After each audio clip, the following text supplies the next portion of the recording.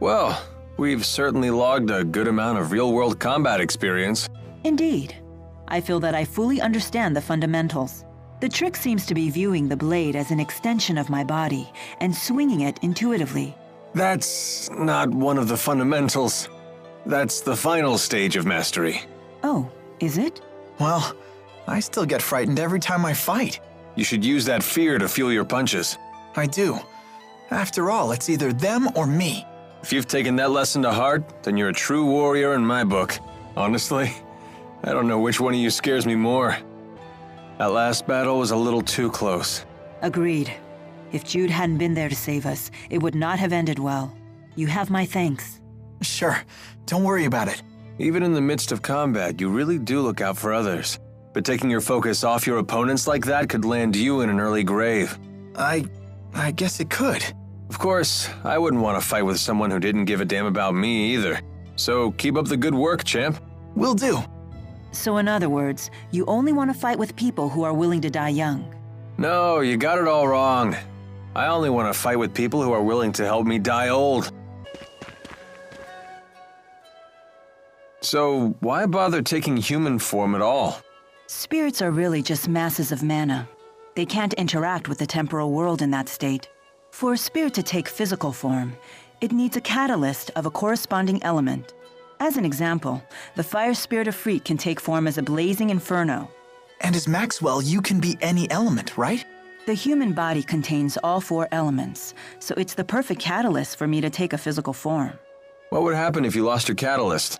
I would gather elements to make a new one, but I'd have to wait for it to grow up. Grow up? You mean you start as a baby? It's time-consuming, but if you want to use a human form as a catalyst, you have to wait for the body to develop. So even the Lord of Spirits isn't omnipotent. Not in this human realm, anyway.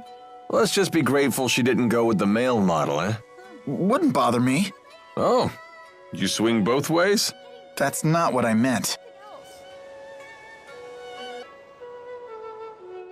What a beautiful view. I bet if I yelled really loud, it would echo back. So why not try it? You gotta do things like that while you're still young. When you get to be my age, it can get a little embarrassing.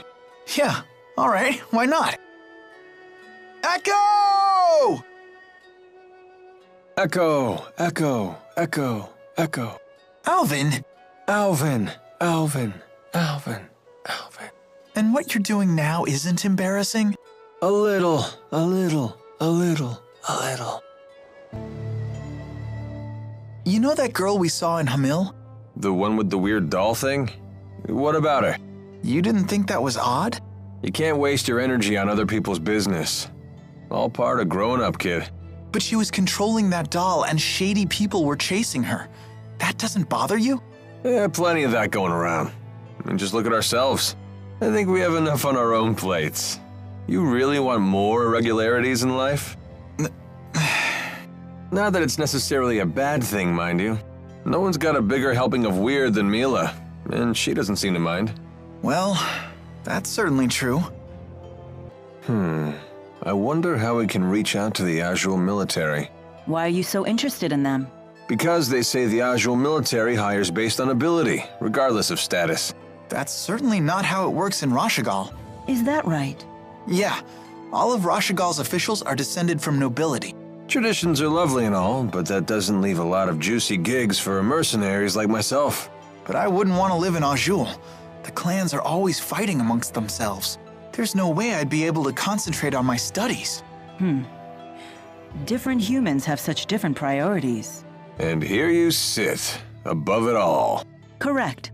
I don't intervene in the affairs of human society. That's quite the spectacle. What do you say? Up for a quick dip? If you're intent on that, I won't try to stop you. But I can see monsters waiting under the water. Well, that was something. I've never seen such a large monster before. Monsters who experience a mutation in their mana lobes can expand to massive sizes. You read that in a book? Yep. Not much gets a rise out of you, does it? You're no fun at all. You didn't seem particularly surprised yourself. Well, that wasn't anything I haven't seen before. You've traveled around the world and seen all sorts of things, huh? All true, but I've never seen anyone pick a fight with a monster that big before. Well, I'm glad that we were able to show you a new experience. Lucky me.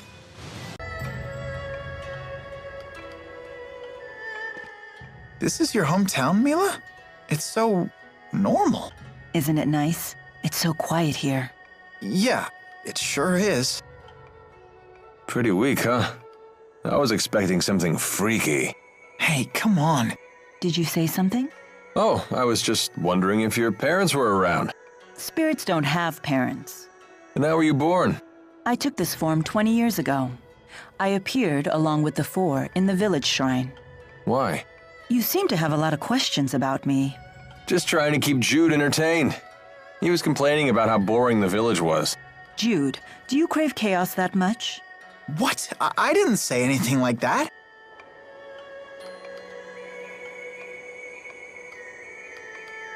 There we go. All 4 temporal stones. I appreciate your efforts. Let's bring them to the shrine beyond the village. So, all the arts that channel the 4 great spirits don't work anymore? Yeah, not since the silencing 20 years ago. The power of the 4 disappeared overnight, causing a worldwide panic. And when did Mila take human form again? 20 years ago. Wait, are the 2 related? Yes, that was me. I reserved the 4 for my personal use. Seriously? I have no reason to deceive you. Of course, even I can't summon them now, so you'll have to take my word for it.